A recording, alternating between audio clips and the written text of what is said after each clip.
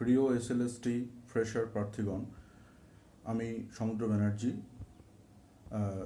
তোমাদের সঙ্গে দু একটা কথা শেয়ার করে নিতে চাইছি ভীষণ প্রাসঙ্গিক বর্তমান পরিপ্রেক্ষিতে। 2016 সালে যে এসএলএসটিটি ক্যান্সেল হয়েছে, সেই ক্যান্সেল হওয়ার প্রধান কারণ হচ্ছে সুপ্রিম কোর্ট ঠিকভাবে চিহ্নিত করতে পারেনি কারা যোগ্য বা কারা অযোগ্য। সেই কারণে নতুন করে ফ্রেশ সিলেকশনের কথা বলেছে, কিন্তু ফ্রেশ সিলেকশনে কখনোই বলেনি নতুন পুরনো দ্বন্দ্ব বাঁধিয়ে দিতে। বিগত সরকার তার সমস্ত দুর্নীতি, প্রাতিষ্ঠানিক দুর্নীতিকে ঝেড়ে ফেলতে একটা পুরনো দুর্নীতিকে ঢাকতে নতুন একটা দুর্নীতি আশ্রয় গ্রহণ করে। তার পরিণতি হিসেবে 10 নম্বর প্রদান, অর্থাৎ যারা চাকরি, যাদের বহাল থাকলো না, যাদের চাকরি চলে গেল, তাদেরকে পুনরায় আবার যাতে চাকরি ফিরে পায় তার জন্য একটা।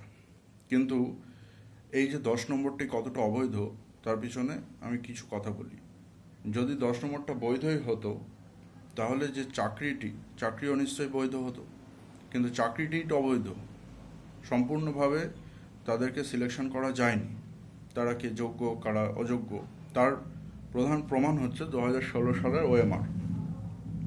কিন্তু 2016 সালের ওএমআরটি স্কুল সার্ভিস তারা পাবলিশ করেনি, সেই কারণে বাধ্য হয় বাতিল করে দিতে।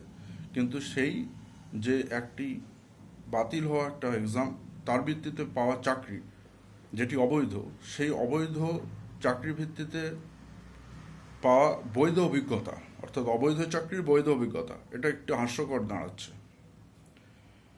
এবং আমরা যারা 2016 সালের বা তার আগে থেকে অনেকেই পরীক্ষা দিতে পারিনি শুধুমাত্র স্কুল সার্ভিস না হওয়ার জন্য, তাদের সঙ্গে যারা চাকরি হারালো তাদের সঙ্গে আমাদের পরীক্ষায় বসিয়ে দেওয়া হলো। পরীক্ষায় বসিয়ে দিয়ে নতুনভাবে তাদেরকে 10 নম্বর এক্সট্রা সুবিধা দিয়ে, যেটি সম্পূর্ণ অসাংবিধানিক এই কারণে কোনো লিখিত পরীক্ষায় ইন্টারভিউয়ের আগে 10 নম্বর দেওয়া যায় না। এটা ভারতবর্ষের ইতিহাস কেন, গোটা পৃথিবীর ইতিহাসে আমার মনে হয় না এটি হয়েছে। এবং সবথেকে বড় কথা, এই যে একটা প্রাতিষ্ঠানিক দুর্নীতি আগের সরকারের, সেটি সম্পর্কে বর্তমান মুখ্যমন্ত্রী এবং বিগত তৎকালীন বিরোধী দলনেতা তিনি অবগত। তিনি জানেন যে এই যে 10 নম্বরটি কতটি অসাংবিধানিক এবং নতুন এবং পুরনোদের দ্বন্দ্ব কীভাবে তৈরি করে দেওয়া হয়েছে। কিন্তু সবথেকে দুঃখের যে বর্তমান সরকার আজকে এতদিন হওয়ার পরেও তাদের কাছ থেকে কিন্তু আমরা কোনো সদর্থক বার্তা আমরা পাইনি। ইভেন হাইকোর্টের অর্ডার রয়েছে 2025 সালের সমস্ত ওএমআর ওপেন টু অল করতে। সেই 2025 সালের ম্যানিপুলেটেড ওএমআর অনেক রয়েছে, যেটা আমরা অনেক সূত্র মারফত জানতে পেরেছি, সেটা কিন্তু এখনও প্রকাশ পায়নি। তাহলে কি আড়াল করার জন্য সেটা করা হচ্ছে?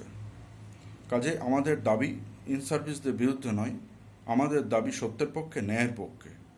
আমরা শুধু জানতে চাই যে আমাদের এইভাবে 10 নম্বর দিয়ে না দিয়ে, মানে 10 নম্বরের একটা বেড়াজাল তৈরি করে দিয়ে সমস্ত যারা দিন রাত পড়াশোনা করে কেটে কুটে পরীক্ষা দিলাম, তাদেরকে এই অসম প্রতিযোগিতায় কেন বসানো হলো?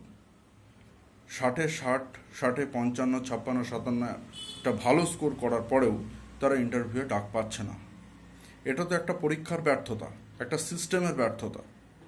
তাই আমরা আমাদের না শত্রু আমাদের ইন সার্ভিস, না শত্রু আমাদের অন্যান্য ফ্রেশাররা, আমরা সিস্টেম এবং পরীক্ষা ব্যবস্থার প্রতি প্রশ্নচিহ্ন দাঁড় করাচ্ছি। সকলকে ভাবতে বলছি, একটু ভাবুন দয়া করে, কারণ এটা একটা নীতিহীনতার প্রশ্ন। আজকে লিখিত পরীক্ষার পরে ইন্টারভিউ, তারপরে নানা রকম প্রসেস থাকে, সেখানে আগেই একটা অভিজ্ঞতার নাম্বার দিয়ে একটা অদ্ভুত একটা জগা খিচুড়ি পাকিয়ে রেখেছিল আগের সরকার, যে দুর্নীতিটাই আবার সেই দুর্নীতিটাকে কন্টিনিউ প্রসেসেই চালাচ্ছে, সেই দুর্নীতিটাই ক্রমাগত চলছে, সেটা আমরা দেখতে পাচ্ছি।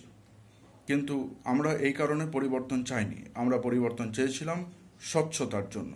এবং বারবার মুখ্যমন্ত্রী বলেছেন যে জিরো টলারেন্স, দুর্নীতির প্রতি জিরো টলারেন্স, কিন্তু সেই জিরো টলারেন্স আমরা কার্যত দেখতে পাচ্ছি না এখন পর্যন্ত। ধন্যবাদ।